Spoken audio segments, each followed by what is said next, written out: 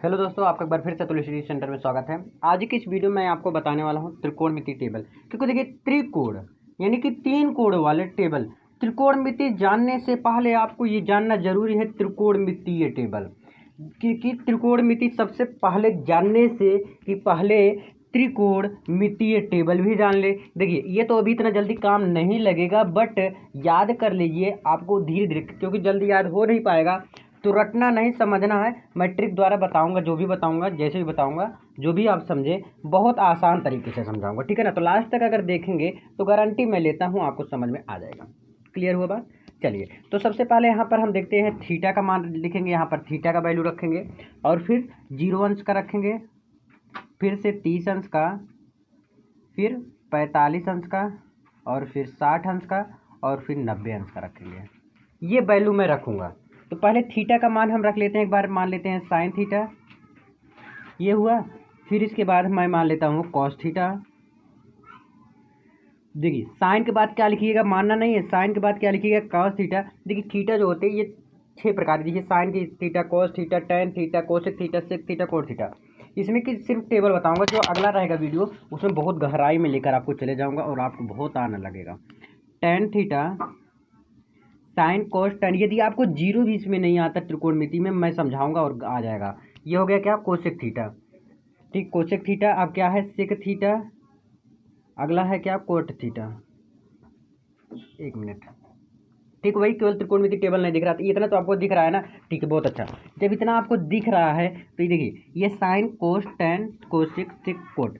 सबसे पहले आप ये जान लीजिए 0 अंश का मान। देखिए, अगर इसमें पढ़ना होगा कि साइन 0 अंश का मान कितना होगा, साइन 30 अंश का मान नीचे रखेंगे, साइन 45 अंश का मान यहाँ, साइन 60 अंश का मान यहाँ, साइन 90 अंश का मान यहाँ। चलिए करके दिखाता हूँ। देखिए, सबसे पहले मान लेते हैं हम 1/4 और 2/4, 3/4। साइन का वैल्यू ज्ञात करने के लिए ऐसे मैं करता हूँ 4/4, ठीक है ना।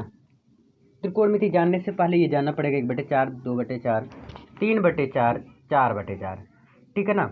ये सब जानना पड़ेगा आपको।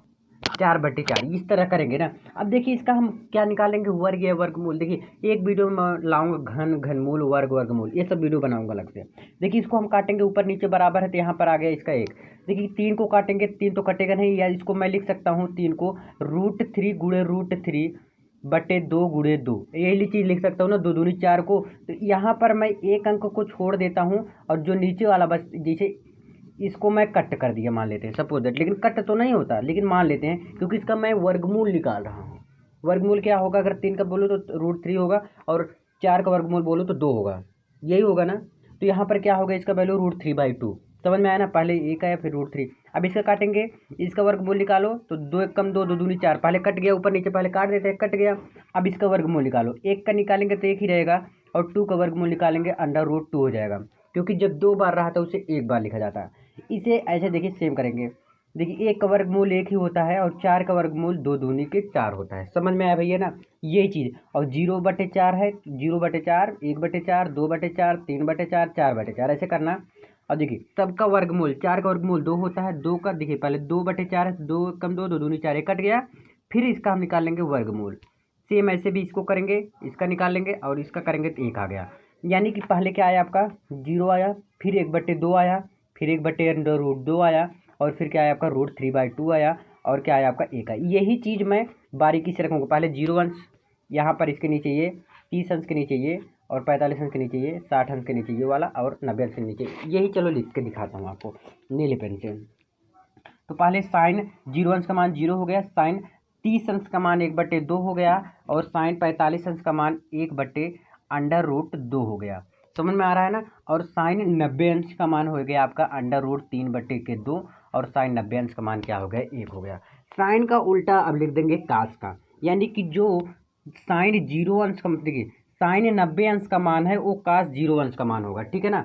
जो साइन 90 अंश का मान है वही कॉस 0 अंश का मान है, यानी कि ये वाला यहाँ पर लिख देंगे, और ये वाला यहाँ पर लिख देंगे √3/2, और इसका यहीं पर लिख देंगे, और ये वाला यहाँ आ जाएगा 1/2, और ये 0 यहाँ पर आ जाएगा।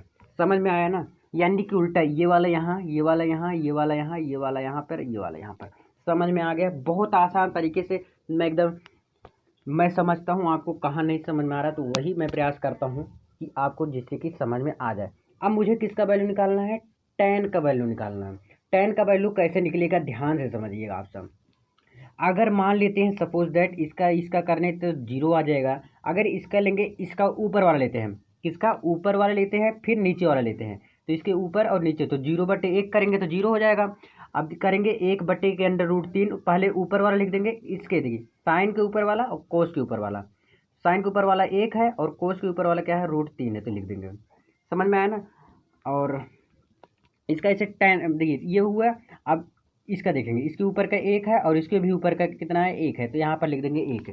अब इसके ऊपर का देखेंगे अंडर√3 है और इसके नीचे का 1 है, तो इसके नीचे लिखने से कोई फ़ायदा नहीं है, ठीक है ना। अब देखिए 1/0 जब होता है तब इसके भाग करेंगे, डिवाइड करेंगे, क्या हो जाएगा, इनफाइनाइट हो जाएगा। क्लियर हुआ ना। अब ब्लैक पेन से करता हूँ ना, नहीं तो अभी नीली पेन से करूँगा, सारा गोचा पोचा हो जाएगा। चलिए, तो साइन कॉस tan का वैल्यू मुझे उम्मीद है आपको क्लियर समझ में आ गया होगा। अब मुझे कोसेक का वैल्यू ज्ञात करना है। किसका ज्ञात करना है, कोसेक का ज्ञात करना है। अब इसके देखिए साइन के एकदम जान लीजिए उल्टा होता है कोसेक, ठीक है। साइन के एकदम उल्टा समझ लीजिए, जैसे 0 है तो यहाँ पर क्या हो जाएगा आपका, कोसेक में इनफाइनाइट हो जाएगा। क्या हो जाएगा, इनफाइनाइट हो जाएगा। क्लियर समझ में आया ना। अब देखेंगे इसमें है 1/2, तो ये नीचे वाला लिखेंगे, नीचे वाला साइन के नीचे वाला, इसमें 2 है, इसमें नीचे क्या है, अंडर√2 है, यानी कि समझ लो पलट जा रहा है, जैसे 2/1 हो जा रहा है। 0 का 0 में भाग देंगे तो क्या हो जाएगा, इनफाइनाइट होगा जाएगा। समझ में आया ना। ये 2 ऊपर चला जाएगा 2/1, तो 1 लिखने से कोई वैल्यू नहीं है।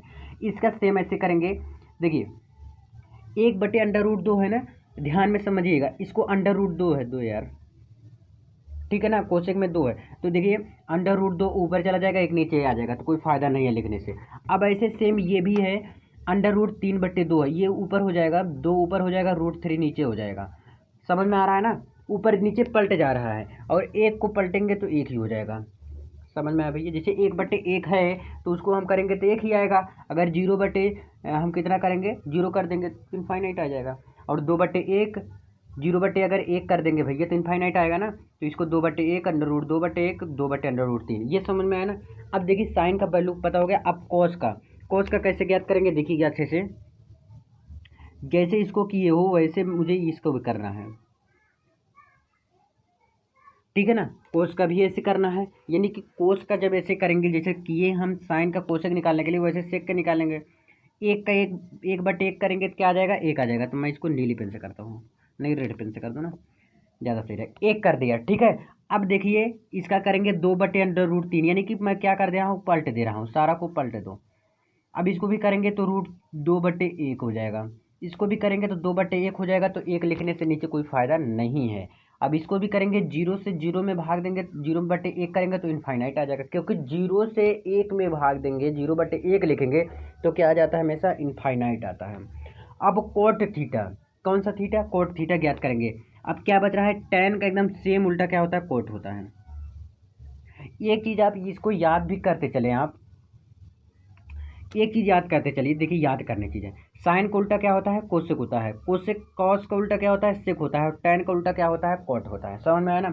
अब कॉट थीटा कैसे याद करेंगे, जैसे 0/1 करेंगे तो क्या आ जाएगा, इनफाइनाइट आ जाएगा, और अंडर√3/1 हो जाएगा, तो यानी कि √3 लिख दो। इसका 1/1 का करेंगे तो 1 आएगा, और √3 का करेंगे तो √3/1 है, ये है, तो ये ऊपर चला जाएगा, यानी कि हो जाएगा क्या, 1/√3, और इनफाइनाइट का है तो क्या लिख देंगे, 0। समझ में आया ना। मुझे उम्मीद है क्लियर समझ में आया होगा। तो ये ट्रिग्नोमेट्री समझने के लिए अगला जो वीडियो आएगा वो बड़ा रहेगा, और बहुत ही आसान तरीके से, यानी कि क्लास 10th लेवल तक मैं गहराई तक लेकर जाऊंगा, और मुझे उम्मीद है आपको क्लियर समझ में आएगा। तो बहुत बहुत धन्यवाद वीडियो को लास्ट तक देखने के लिए। मैं लगातार क्लास 10th और 12th की ज़बरदस्त तैयारी करा रहा हूँ। यदि चैनल पर फर्स्ट विजिट किए, पसंद आया है तो like and subscribe and share जरूर करिएगा। बहुत बहुत धन्यवाद। एक बार स्क्रीनशॉट आप ले सकते हैं, स्क्रीनशॉट ले लीजिए और इसको याद कर लीजिए धीरे धीरे, एक ही जिसे समझिए, जैसे मैं समझाया हूँ वैसे समझ कर अपना लिखिए, और आपको याद हो जाएगा, 2-3 बार लिखेंगे। तो बहुत बहुत धन्यवाद आप सबका।